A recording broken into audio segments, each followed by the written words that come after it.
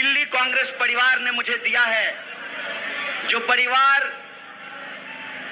इस गंभीर परिस्थिति में जिस मजबूती के साथ हमारे साथ खड़ा रहा है, मैं जीवन भर आपका ऋणी रहूंगा, आपका आभारी रहूंगा। आप सब जानते हैं कि थोड़ी ही देर में हमारे लोकप्रिय नेता, हमारे जननेता, जिन्होंने पूरे देश को कन्याकुमारी से लेकर कश्मीर तक, मणिपुर से लेकर मुंबई तक देश को जो जोड़ने का काम किया है, जो भाजपा की दहशत वाली राजनीति है, जो बांटने की राजनीति है, जो नफरत की राजनीति है, उस नफरत की राजनीति के खिलाफ हम नौजवानों के भीतर जो साहस भरने का काम किया है, आदरणीय राहुल जी थोड़ी देर में यहां पहुंच रहे हैं, आप सब उनका संबोधन सुनेंगे। उससे पहले मैं 2-3 बात आपसे कहना चाहता हूं। पहली बात, अक्सर हम लोग सुना करते थे कि मेहंदी रंग लाती है सूख जाने के बाद। मैं कहता हूं, मेहंदी रंग लाती है सूख जाने के बाद, और असली कांग्रेसियों की पहचान आती है मुश्किल वक्त आने के बाद। आप जो इस दौर में यहां खड़े हैं, कांग्रेस पार्टी का झंडा जो अपने हाथों में आपने थाम रखा है, यही कांग्रेस की विरासत है। ये पहली बार नहीं है दोस्तों कि अहंकारी सत्ता ने कहा हो कि हम कांग्रेस को समाप्त कर देंगे या कांग्रेस समाप्त हो जाएगी।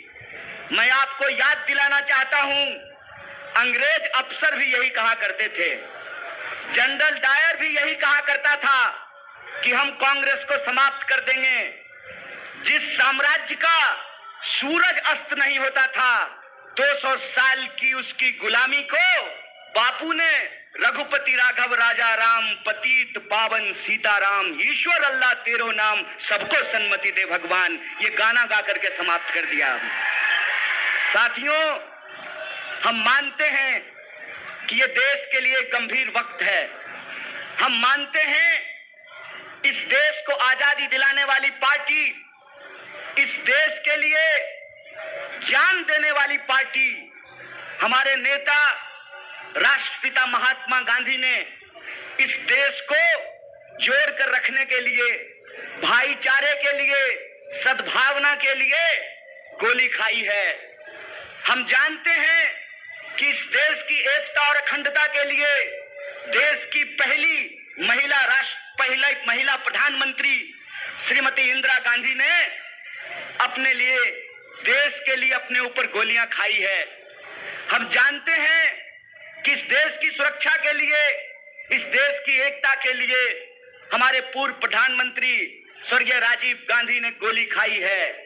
इसीलिए मैं आप तमाम कार्यकर्ताओं से कहना चाहता हूं, दोस्तों, भाजपा के छोटे मोटे नमूने गुंडों से घबराने का वक्त नहीं है। हम इनको बताएंगे कि देशभक्ति का मतलब क्या होता है। देशभक्ति का मतलब होता है देश के संविधान को अपने सीने से लगा करके रखना। देशभक्ति का मतलब होता है इस देश के भीतर रहने वाले जो 140 करोड़ लोग हैं, चाहे वो किसी भी जाति या धर्म के हों, उनको भारतीय समझना और उनको बराबरी का हक और अधिकार दिलाना। देशभक्ति का मतलब ये होता है कि देश के भीतर कहीं कोई दुर्घटना हुई हो, किसी के साथ भी अत्याचार और अन्याय हुआ हो, तो उसके पक्ष में खड़ा होना, शोषितों की आवाज बनना, मजदूरों, किसानों, नौजवानों, महिलाओं, दलितों, आदिवासियों, पिछड़ों और गरीबों की आवाज बनना। आपको मालूम है, आदरणीय प्रधानमंत्री जी 10 साल से देश के प्रधानमंत्री हैं, यमुना के इस तरफ रहते हैं नई दिल्ली में। 10 साल लगा है उनको यमुना पार करने में। मेरा नाम कन्हैया है। अभी प्रधानमंत्री जी को यमुना का किनारा लेकर के आए हैं, पूरी की पूरी सरकार को यमुना पार लेकर के जाना है। इसीलिए मैं आप सबसे ये कहना चाहता हूं कि आपने जो देश भर से प्यार भेजा है, जो मोहब्बत भेजी है, जो चिंता भेजी है, उसका मैं सम्मान करता हूं। लेकिन याद रखिएगा, भाजपा से लड़ने का अनुभव हमारा पिछले 10 साल का अनुभव है। हमने इनके झूठे आरोप देखे हैं, हमने इनका झूठा वीडियो देखा है, हमने इनका झूठा मुकदमा देखा है, हमने इनकी जेल देखी है। इसीलिए हम कहते हैं कि जगह है कितनी जेल में तेरे, देख लिया है देखेंगे। इसीलिए न्याय और हक के लिए जो कांग्रेस पार्टी का संकल्प है कि पिछले 10 सालों से देश के लोगों के साथ जो अन्याय हुआ है, उस अन्याय के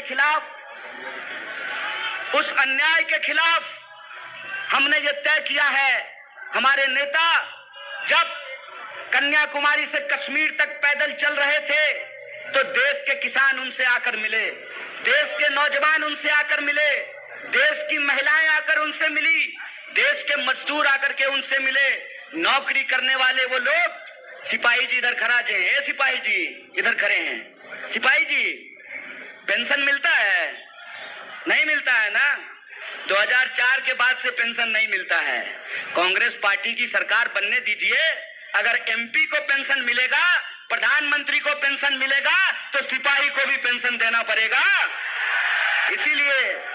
इसीलिए कांग्रेस पार्टी 5 न्याय लेकर के आई है।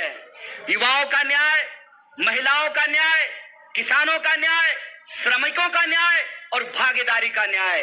इस देश में रहने वाले जो 140 करोड़ लोग हैं, यह देश उनका है और उनके हक और अधिकार के लिए लड़ना, यही कांग्रेस पार्टी की पहचान है, यही कांग्रेस पार्टी की विचारधारा है। आजकल नया निजाम आया है और नया निजाम कहते हैं कि इस देश का इतिहास 2014 से शुरू होता है। मैं कहता हूं, जनाब, आपका इतिहास कमजोर है। श्रीमान, थोड़ा ठीक से इतिहास पढ़िए। देश का इतिहास 2014 से नहीं शुरू होता है। देश का इतिहास 5000 साल का इतिहास है। देश का इतिहास सिंधु घाटी सभ्यता से शुरू होता है। और भारतीय होने का मतलब क्या होता है? भारतीय होने का मतलब होता है लोगों के बीच में भाईचारा होना, प्राणियों के बीच में सद्भावना होना। और धर्म का क्या अर्थ होता है? धर्म का अर्थ होता है निर्बल को शक्ति देना। धर्म का अर्थ यह होता है कि लोगों के बीच में मोहब्बत फैलाना। धर्म का अर्थ होता है असमानता को समाप्त करके समानता को स्थापित करना। धर्म का मतलब होता है अन्याय को समाप्त करके न्याय को स्थापित करना। इसीलिए मैं आप सबसे कहने आया हूं, आज देश एक गंभीर परिस्थिति से गुजर रहा है। इस देश का सच्चा कांग्रेसी कार्यकर्ता होने के नाते, वो पार्टी जो इस देश को आजादी दिलाई है, उस आजादी को बचाने के लिए जैसे हमारे पुरखों ने स्वतंत्रता सेनानी बनकर के इस देश को आजादी दिलाई है, उसी तरह से हम संविधान सेनानी बनकर के इस देश के संविधान की रक्षा करेंगे। बोलिए, आप संविधान सेनानी बनेंगे? दोनों हाथ उठा करके बोलिए, कोई हाथ नीचे नहीं रहना चाहिए। आप संविधान की रक्षा करेंगे? आप संविधान की रक्षा करेंगे तो संविधान के ऊपर हमला करने वाली इस पार्टी को हम कहना चाहते हैं, भाजपा को हम कहना चाहते हैं, अभी तो आप 10 साल के लिए शासन में आए हैं और 10 साल शासन में आकर के आपका ये मंसूबा बन गया है कि आप इस देश के संविधान को बदलना चाहते हैं। तो हम आपको कह देना चाहते हैं, हमारी विरासत इस देश की आजादी को लेकर लड़ने वाली विरासत है। हमारी विरासत राष्ट्रपिता महात्मा गांधी की विरासत है। हमारी विरासत डॉक्टर बाबा साहब भीमराव अंबेडकर की विरासत है। हमारी विरासत शहीद आजम भगत सिंह की विरासत है। और उसी विरासत पर चलते हुए कांग्रेस पार्टी ने इस देश की एकता और अखंडता को बना करके रखा। कांग्रेस पार्टी ने इस देश के लोगों को बराबरी का अधिकार दिया। बताइए, अगर संविधान नहीं होता, अगर संविधान की ताकत नहीं होती, तो क्या इस देश में हेलीकॉप्टर पर उड़ने वाला और जूता सिलने वाला का वोट बराबर होता क्या? यह संविधान की ताकत है। इस संविधान की रक्षा करना है हमको। इसीलिए हम आप सबसे ये आग्रह करने के लिए आए हैं, ये लाख कोशिश कर लें, ये लाख गुमराह करने की कोशिश करें, ये लाख आपको चाय की दुकान में, ट्रेनों में, बसों में, दफ्तरों में, व्हाट्सएप ग्रुप पर, शादी में, ब्याह में, लगन में आपको अपमानित करने की कोशिश करें, सीना ठोक करके कहिए कि हम बापू के सिपाही हैं, हमने हंसते हंसते गोली खाई है, इस देश को बचाने के लिए आखिरी सांस तक संघर्ष करेंगे। यह बात आपको पूरे गर्व से कहना चाहिए, पूरे अभिमान से कहना चाहिए। इसीलिए आप तमाम कार्यकर्ताओं से मैं कहने के लिए आया हूं, गंभीर समय है, लेकिन कांग्रेस पार्टी इस देश की सबसे बड़ी विपक्षी पार्टी है। जब ये कहते हैं कांग्रेस मुक्त भारत, इसका मतलब ये है कि इस देश की विपक्ष को समाप्त करके ये देश में तानाशाही थोपना चाहते हैं। इस तानाशाही के खिलाफ इस मुश्किल वक्त में हम तमाम लोगों को, तमाम कांग्रेस के परिवार को एकजुट होकर के रहना है और इनको कहना है, वह पथ क्या पथिक कुशलता क्या, जिस पथ में बिखरे सूल न हो, नाविक की धैर्य परीक्षा क्या, जब धाराएं प्रतिकूल न हो। इस प्रतिकूल समय में हम तमाम लोगों को एकजुट होकर के रहना है और हमारी एकजुटता का नतीजा ये है कि पूरी दिल्ली में इंडिया अलायंस को लेकर के एक जबरदस्त माहौल बन रहा है।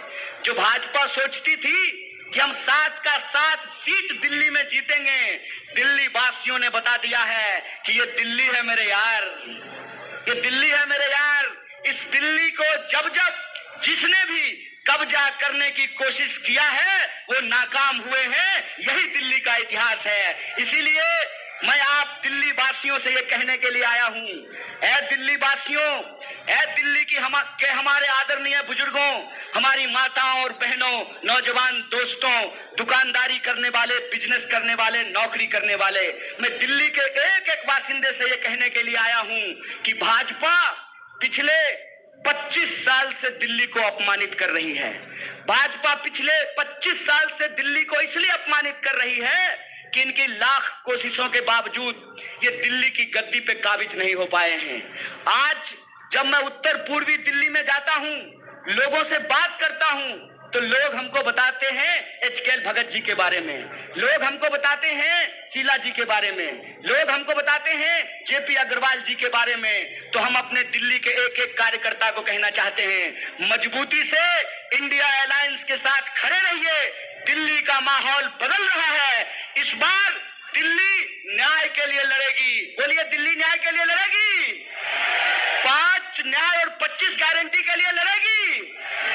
तो लड़ेगी दिल्ली न्याय के लिए और जीतेगी दिल्ली, ये भरोसा मैं आप सबको दिलाने के लिए आया हूं। सो आप तमाम कार्यकर्ता चुनाव के आखिरी दिन तक एकजुट रहिए और जब तक मतदान नहीं हो जाता है तब तक सचेत रहिए, सजग रहिए, एकजुट रहिए। ये गुमराह करने की कोशिश करेंगे, लड़ाने की कोशिश करेंगे, लेकिन लड़ना नहीं है, एकजुट रहना है और संविधान की रक्षा करना है। इस बार दिल्ली में जनता वोट का चोट करेगी तानाशाही के खिलाफ। इस बार दिल्ली का जनता वोट का चोट करेगी संविधान को तोड़ने वालों के खिलाफ। इन्हीं शब्दों के साथ एक बार पुनः पूरे सम्मानित मंच को धन्यवाद कहते हुए और हमारे कांग्रेस परिवार के, इंडिया अलायंस के, आम आदमी पार्टी के सभी सदस्यों को और आपका कार्यकर्ताओं को धन्यवाद कहते अपनी बात को समाप्त करता हूं। बहुत बहुत धन्यवाद, शुक्रिया।